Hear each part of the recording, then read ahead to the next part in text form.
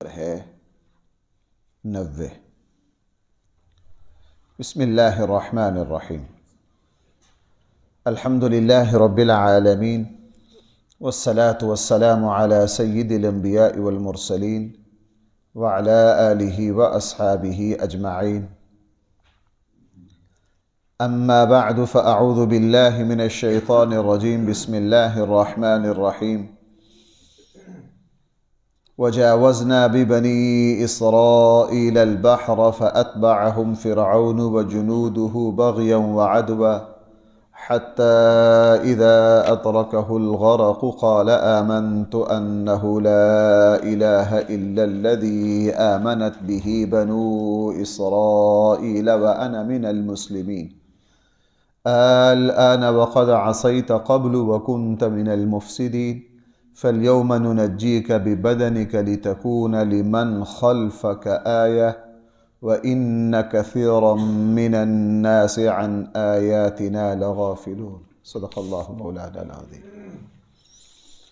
وجاوزنا ببنی اسرائیل البحر، ہم نے بنی اسرائیل کو دریا پار کروا دیا۔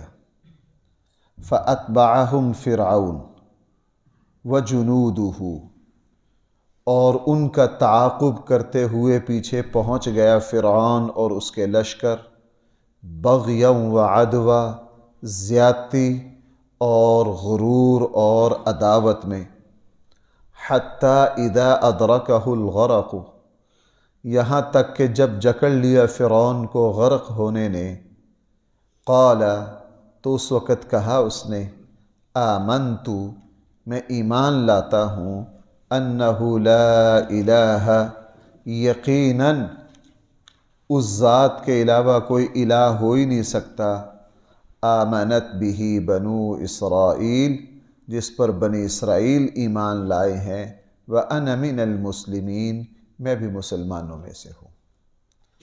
الآن، اب تجھے سمجھ آئی ہے، وَقَدْ عَصَيْتَ قَبْلُ، اور اس سے پہلے تو نافرمانی کرتا رہا ہے اللہ کی، وَكُنْتَ مِنَ الْمُفْسِدِينَ، اور تو تھا زمین میں فساد مچانے والوں میں۔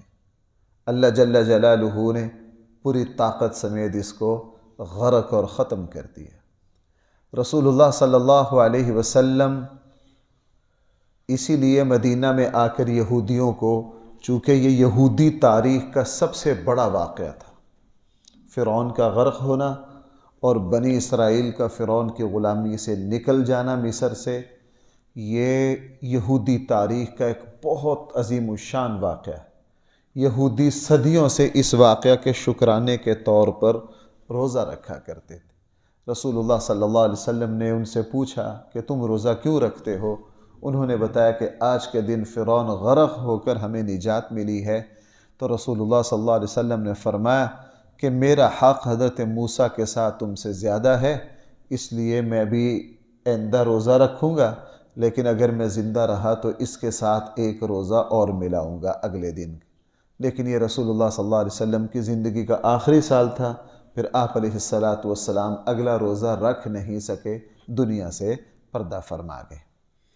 اس کے بعد فرمایا فَالْيَوْمَ نُنَجِّيكَ بِبَدَنِكَ، آج ہم نجات دیں گے تجھے یعنی تیرے بدن کو، لِتَكُونَ لِمَنْ خَلْفَكَ آیَةً، تاکہ تو بعد والوں کے لیے نشانی بن جائے۔ علامہ ابن کثیر کی رائے یہ ہے کہ جس وقت فرعون غرق ہو گیا، چونکہ بنی اسرائیل پر غلامیت کے اتنے گہرے اثرات تھے کہ ان کو یقین نہ آئے کہ فرعون بھی غرق ہو سکتا ہے۔ ان کو چونکہ فرعون کے رعب اور دبدبہ کے وجہ سے وہ مرعوب اتنے تھے کہ ان کو جب یہ پتہ چلا کہ ہم دریا عبور کر آئے ہیں اور فرعون اپنے سارے لشکر سمیت کیا ہو گیا بھائی، غرق ہو گیا ہے، تو انہوں نے کہا جی نہیں، ایسا کیسے ہو گیا؟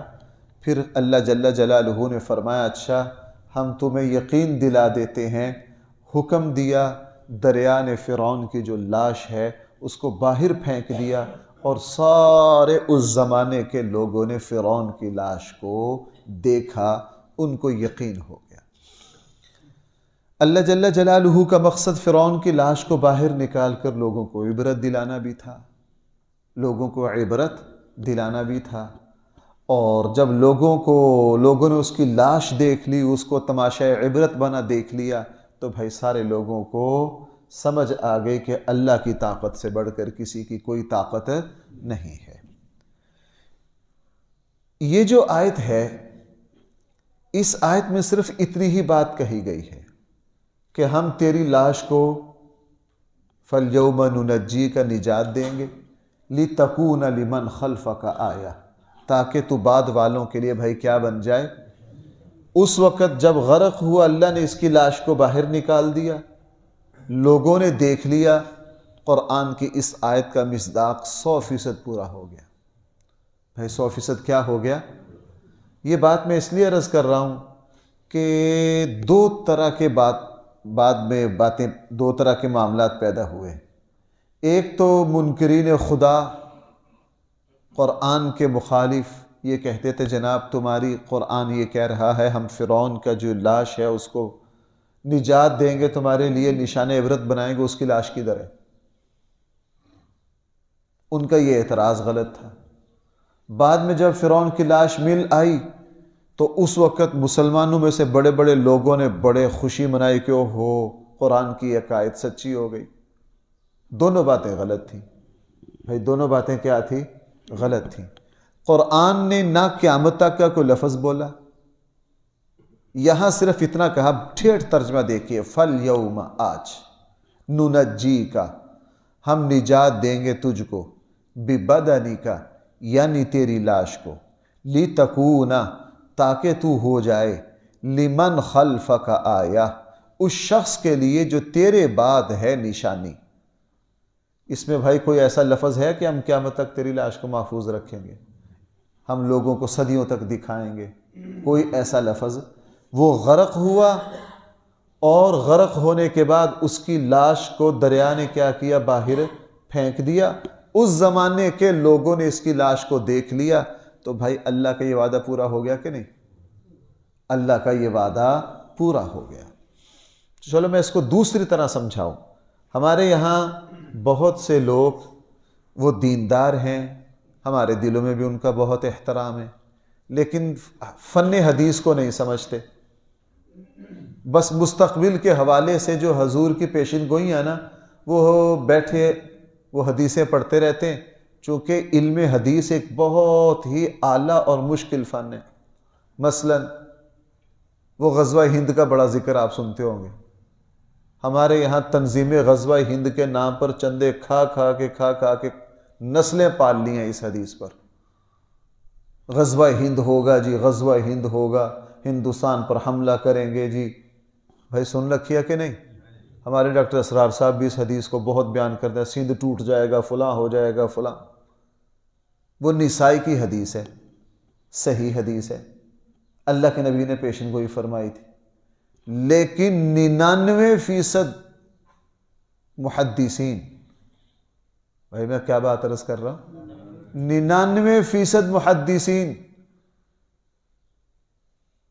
ان سب کی رائے یہ ہے کہ اللہ کے نبی نے جو فرمایا تھا نا غزوہ ہند کا، یہ محمد بن قاسم کے ہاتھوں اللہ نے اس پیشن گوئی کو کیا کر دیا؟ پورا کر دیا۔ محمد بن قاسم نے تابعین کے ساتھ، اور ان کے ساتھ تاریخی روایات میں ہے کہ 2-3 صحابہ بھی تھے، جب ہندوستان پر حملہ کیا، سندھ کو فتح کیا، اللہ کے نبی کی حدیث کی جو پیشن گوئی ہے بھائی وہ کیا ہو گئی؟ پوری ہو گئی۔ اس کا آج سے تعلق ہی نہیں ہے، لیکن چندہ لینے کے لیے چلاتے رہتے ہیں، حدیث کو سمجھتے نہیں۔ حالانکہ بڑے بڑے حفاظ اور نقاد اور محدثین تقریباً سب کی رائے یہ ہے کہ اس کا تعلق محمد بن قاسم نے جو سندھ پر حملہ کیا تھا اس وقت اللہ کے نبی کے ارشاد کی پیشن گوئی کیا ہو گئی؟ پوری ہو گئی۔ اب یہی معاملہ یہاں آ جائے، اس میں کہیں نہیں یہ فرمایا گیا کہ ہم فرعون کی لاش کو قیامت تک، کس زمانے تک، بس مطلقاً کہا گیا۔ اور جب فرعون کی لاش کو غرق ہونے کے بعد سمندر نے باہر پھینکا، لوگوں نے دیکھ لیا، تو بھائی آیت اللہ تعالیٰ کا وعدہ کیا ہو گیا؟ پورا ہو گیا۔ بعد میں لہٰذا جب تک یہ فرعون کی لاش ملی نہیں تھی اس وقت تک یہ اعتراض غلط تھا، اس وقت تک یہ اعتراض غلط تھا کہ جی قرآن کی آیت غلط ثابت ہو رہی ہے، کوئی غلط ثابت نہیں ہو رہی۔ جب فرعون کی لاش مل گئی تو ہم 100% اس آیت کا مصداق اس کی لاش کو بھی قرار نہیں دے سکتے۔ کیوں؟ یہ جو موجودہ فرعون کی مصر میں لاش ہے یہ کوئی یقینی بات نہیں کہ یہ وہی فرعون ہے، یہ کوئی یقینی بات، ہاں قرائن ہیں، شواہد ہیں، وہ صرف قرائن ہے، اور قرآن کی بات ظنی نہیں ہوا کرتی۔ قرآن کی بھئی باتیں ظنی ہیں، یہ یقینی ہیں۔ ہاں گمان کیا جا سکتا ہے، گمان کیا جا سکتا ہے، وہ 2-3 مضبوط گمان ہیں۔ میں نے پہلے بھی آپ سے شاید کسی موقع پر یہ بات عرض کی تھی کہ جتنے بھی فراعنہ ہیں ان کی لاشیں محفوظ ہیں، صرف ایک فرعون جو ہے اس کی لاش جو تھی وہ محفوظ نہیں تھی۔ تاریخی زمانے کو جب ملا کر دیکھا یہ وہی فرعون ہے جس کا مقابلہ حضرت موسیٰ علیہ السلام نے کیا۔ دوسری بات، جب اس کی لاش ملی اور جس وقت اس کے سارے ٹیسٹ وغیرہ کروائے گئے تو نمکیات بہت زیادہ تھی اس کی لاش پر، جس سے یہ پتہ چلا کہ یہ سمندر میں غرق ہوا ہے، یہ سمندر میں کیا ہوا ہے؟ غرق ہوا ہے۔ لہٰذا مصر میں آج جو لاش پڑی ہے فرعون کی، اس کو 2 ٹوک یہ نہیں کہہ سکتے کہ قرآن کی یہی جو آیت ہے اسی کا وہ مظہر ہے، یوں نہیں کہہ سکتے۔ ہاں گمان کیا جا سکتا ہے کہ ہو سکتا ہے کہ یہ کیا ہو، یہ وہی ہمارے یہاں تقریباً نہیں بلکہ 100% تمام مفسرین کی یہی رائے ہے جو میں نے آپ سے عرض کی ہے۔ وَإِنَّ كَثِيرًا مِّنَ النَّاسِ عَنْ آيَاتِنَا لَغَافِلُونَ، بے شک لوگوں میں سے بہت زیادہ جو ہیں وہ ہماری آیات سے البتہ غافل ہیں۔ وَلَقَدْ بَوَّأْنَا بَنِي إِسْرَائِيل، اور ہم نے پھر بنی اسرائیل کو بہترین ٹھکانہ دیا، وَرَزَقْنَاهُم مِّنَ الطَّيِّبَاتِ، اور ہم نے ان کو بہت پاکیزہ رزق دیا۔ اللہ جل جلالہ اب یہودیوں کو دوبارہ اپنی نعمتیں گنوا کر شرم دلا رہے ہیں کہ فرعون کے ہاتھوں ہم نے تمہیں نجات دی، فرعون کو غرق کیا، میدان تی میں تم الٹی سیدھی حرکتیں کرتے رہے۔ اللہ جل جلالہ نے موسیٰ علیہ السلام اور ہارون علیہ السلام، بعد میں حضرت یوشع بن نون کے ذریعے تمہیں دوبارہ فلسطین کا ملک دے دیا، تم دنیا میں کئی حکومتیں قائم کرنے پر قادر ہو گئے، اللہ نے دوبارہ تمہیں سلطنت دے دی، غلامیت مٹا دی، اللہ نے تم پر اپنا فضل کیا، لیکن تم میں سے اکثر جس وقت اللہ کی ساری نعمتیں مل چکی تو پھر تم آپس کے جھگڑوں میں پڑ گئے، اختلافات میں پڑ گئے، اور پھر تمہارا دیوالیہ پن اس حد تک پہنچا کہ تم نے اللہ کی کتابوں کو بدل دیا، اللہ کی کتابوں میں تحریف کر دی، یہاں تک کہ تم حضرت عیسیٰ علیہ السلام کے دشمن بنے، اور اس زمانے کے بادشاہ کو حضرت عیسیٰ کے خلاف بھڑکانے والے تم تھے، یہاں تک کہ تم نے حضرت عیسیٰ کے قتل کا فیصلہ کروا کے چھوڑا اس اپنی سازشوں سے۔ بھئی حضرت عیسیٰ علیہ السلام کے سب سے بڑے دشمن کون تھے؟ یہودی تھے، انبیاء کے قاتل تھے۔ ان بدبختوں نے پھر حضرت یحییٰ علیہ السلام کو شہید کیا، حضرت زکریا پر بھی ایک روایت کے مطابق ان کو شہید کیا گیا۔ انبیاء علیہ السلام، یہ تو قرآن نے صاف کہا کہ تم کیا ہو؟ انبیاء کے قاتل ہو۔ رسول اللہ صلی اللہ علیہ وسلم کے خلاف سب سے زیادہ قتل کی سازشیں کس نے کی ہیں؟ انہوں نے کی ہیں۔ خیبر کے موقع پر جس نے وہ زہر دیا تھا وہ یہودی عورت تھی، اور رسول اللہ صلی اللہ علیہ وسلم پر جو پتھر گرانے کی کوشش کی وہ بھی یہ تھے۔ کئی موقع ایسے آئے کہ انہوں نے رسول اللہ صلی اللہ علیہ وسلم پر بھی قاتلانہ حملہ کی کوشش کی، وہ تو اللہ نے ان کی حفاظت فرمائی۔ قرآن یہ کہہ رہا ہم نے تمہیں نوازا، فضیلت دی، حکومتیں دی، فرعون سے چھٹکارا دیا، غلامی سے نکالا، لیکن تم پھر اللہ تعالیٰ کے سارے انعامات کو بھول گئے۔ اس میں میرے اور آپ کے لیے سبق کیا ہے؟ بھائی میرا اور آپ کا سبق یہ ہے کہ اللہ تعالیٰ، ہم بھی بہت ساری آزمائشوں میں رہے ہوں گے، مشکل وقت دیکھا ہوگا، اللہ جل جلالہ پھر ہمیں نکالتے ہیں۔ عقل مند وہ ہے کہ وہ پھر جب اچھی حالت میں آ جاتا ہے، اللہ کے انعامات میں آ جاتا ہے، وہ پھر اللہ تعالیٰ کے انعامات کو یاد رکھتا ہے، اپنی اوقات نہیں بھولتا، اپنی اوقات نہیں بھولتا، اور اس کو پتہ ہوتا ہے کہ میں شروع میں ریڑھی لگاتا رہا ہوں، میں مزدوری کرتا رہا ہوں، میں ملازمت کرتا رہا ہوں، میں فلاں کے یہاں ملازم تھا، اللہ نے اب مجھے عزت دے دی، مجھے فیکٹری دے دی، مجھے یہ نعمت دے دی۔ وہ پھر اپنی سابقہ حالت کو بھائی کیا کرتے ہیں، یاد رکھتے ہیں۔ وہ مشہور واقعہ ہے نا کہ محمود غزنوی کو شکایت کی گئی، چونکہ ایاز اس کا چہیتا وزیر بھی تھا، غلام بھی تھا، اور اس کو اولاد کی طرح محبوب تھا۔ شکایت کی گئی کہ جی جو حاسدین ہیں، آپ کو پتہ ہے جتنے وزراء ہوتے ہیں یہ قرب حاصل کرنے کے لیے ایک دوسرے کی ٹانگیں کھینچتے رہتے ہیں، آج بھی وہی کچھ ہو رہا ہے، یہ تو صدیوں سے چلا آ رہا ہے۔ تو ایاز کے خلاف شکایتیں لگاتے رہتے تھے، اور ہر موقع پر ایاز جو تھا وہ سرخرو ہوتا۔ ایک مرتبہ وزراء نے مل کر ایک ایسی سازش جو ایک خبر کی بنیاد پر تھی، انہوں نے محمود غزنوی کو کہا بادشاہ جی آپ نے اس کو وزارت خزانہ دے رکھی ہے، خزانے میں سے قیمتی اور اعلیٰ سے اعلیٰ جواہرات اور موتی اس نے چرا کے اس کے گھر میں ایک صندوق ہے اس میں محفوظ کیے ہوئے ہیں، یہ خزانہ چوری کرتا ہے۔ اور خبر ان کو پکی تھی کہ اس کے گھر میں اس طرح کا ایک صندوق ہے، ایک الگ کمرے میں، اس کمرے میں کسی کو جانے نہیں دیتا۔ اب جب محمود غزنوی پر بابا شکایت گئی، اس نے کہا چلو ٹھیک ہے یار اس کی تحقیق کر لیتے ہیں۔ اس کو اندر سے بھروسہ تھا کہ یہ میرا نمک حلال وفادار بندہ ہے، دیانتدار ہے، ایسا ہوگا نہیں۔ محمود غزنوی نے کیا کیا، جو وزراء بار بار شکایت کر رہے تھے ان کو ساتھ لے کے بغیر اطلاع کے اچانک جو تھا وہ ایاز کے دروازے پر آ گیا۔ ایاز نے دروازہ کھولا، دیکھا بادشاہ دروازے پر ہیں، شاہی آداب بجا لایا۔ پوچھا جی بادشاہ جی آج کیسے آنا، مجھے طلب کر لیتے۔ کہنے کہ ہمارا جی چاہ رہا تھا کہ آپ کا گھر دیکھتے۔ نے کہا جی سو بسم اللہ، آئیے آپ ہی کا گھر ہے۔ اب جو ایاز تھے وہ محمود غزنوی کو گھر لے گئے، 4-5 وزراء ساتھ تھے، سارا گھر دیکھا۔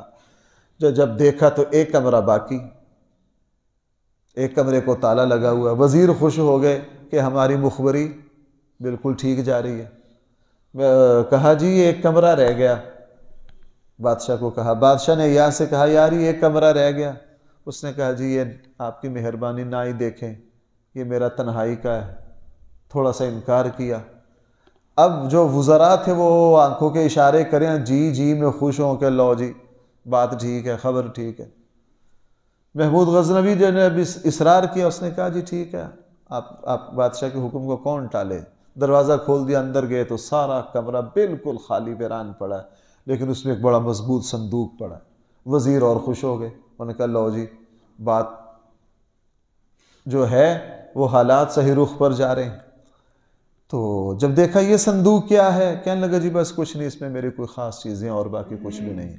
محمود غزنوی نے کہا ہمارا جی چاہتا ہے کہ یہ صندوق بھی دکھاؤ۔ اب جو وزیر ہیں ان کے تو پاؤں زمین پر نہ لگے، انہوں نے کہا لو جی بات تو بن گئی، اب تو چوری پکڑی گئی ساری۔ ایاز نے بادشاہ کی منت سماجت کی کہ یہ صندوق نہ کھلوائیں، اور محمود غزنوی کو بھی پسینے آگے، چونکہ یہ اپنی اولاد سے زیادہ اس کو ترجیح دیتا تھا۔ محمود غزنوی بھی سمجھا کہ ابھی تک تو بات ٹھیک ہے۔ جب اصرار کیا کہ جی یہ صندوق بھی ہم نے دیکھنا ہے اس میں کیا ہے، وہ صندوق کھولا تو اس کے اندر ایاز کا ایک پھٹا پرانا پیوند لگا ہوا لباس تھا، اور ایک بڑی مزدوروں والی پرانا جوتا، اور اس کے اندر کچھ بھی نہیں۔ اب محمود غزنوی کے سانس میں سانس آ گیا، اور جو سارے وزیر تھے وہ ذلیل ہو گئے۔ کیس تو حل ہو گیا، تفتیش اپنی پایہ تکمیل کو پہنچ گئی۔ محمود غزنوی نے کہا بھائی ہم جس لیے آئے تھے صورتحال تو ساری ہم سمجھ گئے، لیکن ایک اضافی بات بتا دو کہ یہ ہے کیا؟ ہم جو سمجھ کے آئے تھے وہ تو نہیں ہے، بات تو ٹھیک ہوگی، لیکن ہے کیا یہ تو نے گلا سڑا کیا رکھا ہوا ہے؟ تو ایاز نے کہا جی جس وقت میں غلام تھا، غریب تھا، یہ میرا اس وقت کا لباس تھا، پھر اللہ نے مجھے آپ تک پہنچا دیا، آپ کے ذریعے مجھے عزت دے دی، تو میں اپنا پرانا لباس اور پرانا جوتا سنبھال کے رکھتا ہوں۔ جس وقت مجھے بڑی بڑی وزارتوں کی وجہ سے کبھی میرا دماغ خراب ہو تو میں گھر میں اس کمرے میں اکیلا آتا ہوں، یہی پرانا لباس پہنتا ہوں، تھوڑی دیر اندر چکر لگاتا ہوں اور اپنے نفس کے کان کھینچتا ہوں اور اس کو بتاتا ہوں نالائق تیری تو اوقات یہ تھی کہ تیرا لباس دیکھ، اب اللہ نے تجھے عزت دے دی ہے تو اب اپنی اوقات کو نہ بھول۔ میں اپنے تزکیہ کے لیے، اپنے نفس کو لگام دینے کے لیے یہ کرتا۔ تو یہی بھائی قرآن کریم میرے اور آپ کے سامنے یہ باتیں کیوں بیان کر رہا ہے؟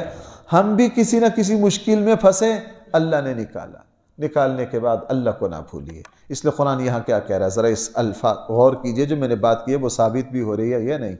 وَلَقَدْ بَوَّأْنَا بَنِي إِسْرَائِيلَ مُبَوَّأَ صِدْقٍ، یقیناً ہم نے بنی اسرائیل کو بہت ہی اعلیٰ ٹھکانہ دے دیا۔ وَرَزَقْنَاهُم مِّنَ الطَّيِّبَاتِ، اور ہم نے بڑے پاکیزہ رزق ان کو عطا کیے۔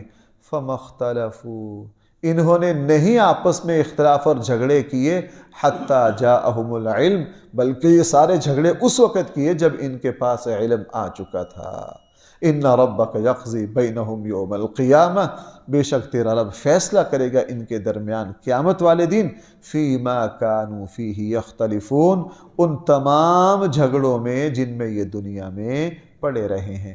فَإِن كُنْتَ فِي شَكٍّ مِّمَّا أَنزَلْنَا، یہ جو اگلی آیت ہے اس میں خطاب حضور کو ہے، مراد اللہ کے نبی نہیں ہے، مراد وہ لوگ ہیں جو اللہ کے کتاب یعنی قرآن کریم کے اللہ کے کتاب ہونے میں شک کرتے ہیں۔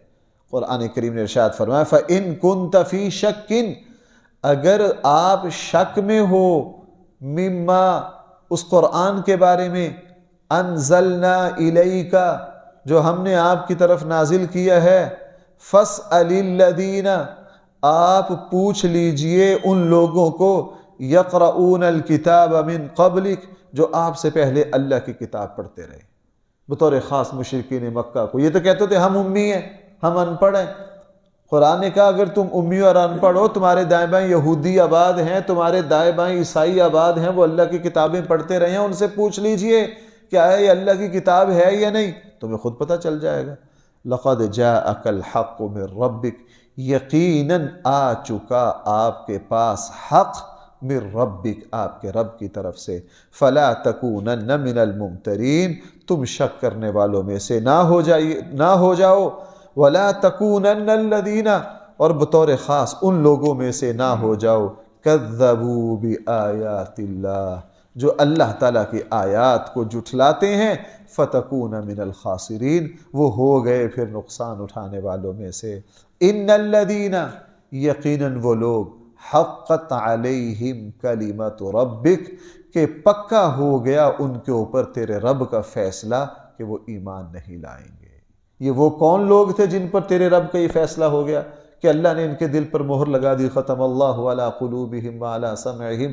یہ کون لوگ تھے جنہوں نے ہڈ درمی کی انتہا کر دی، جنہوں نے ہڈ درمی کی کیا کر دی؟ انتہا کر دی، جن میں خیر کی کوئی اب ہمارے یہاں ایسے نالائق آپ نہیں دیکھ رہے ہو بھائی، قرآن کی آیات کو اپنے اوپر ہم نے لاگو کرنا۔ آپ یہاں ایسے متعصب جاہل نہیں دیکھ رہے ہو جو شور مچا رہے ہیں کہ جی کوئی بات نہیں، اگر پیٹرول 1000 روپیہ بھی ہو جائے ہمیں کوئی مسئلہ۔ حالانکہ مہنگائی سے ہر بندہ بلک اٹھا ہے، لیکن وہ ایسے بے شرم ہیں، اپنی اپنی جماعتوں کے ساتھ خبیث ایسے تعصب میں وابستہ ہیں کہ غلط صحیح کی تمیز ہی کھو بیٹھے، غلط صحیح کی ضمیر ہی مردہ ہو گئے۔ بس جو میری جماعت کر رہی ہے وہ ٹھیک ہے، جو دوسرے کر رہے ہیں وہ سارا کیا ہے؟ غلط ہے۔